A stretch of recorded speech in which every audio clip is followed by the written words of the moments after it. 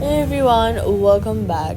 If you're trying to log in into the Chase app and it keeps saying your username or password is wrong even though you know it's right, or it's stuck in a loop and won't let you in, here's exactly what you do.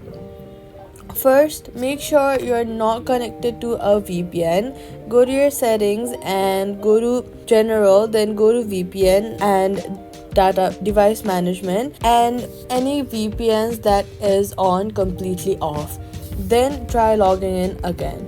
A lot of login failures with Chase are usually caused by VPNs making the app think you're in a different location. After that, if you're getting an error about your password, do not keep trying. Too many attempts will lock you out of your account.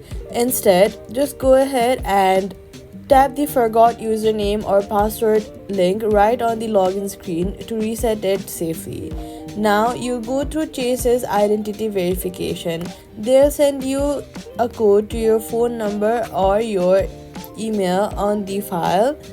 Enter that code and you can set a new password. Once you're back in, go to the settings and then go to the settings in the Chase app and update your contact information to make sure your phone number is current so verification codes reach you.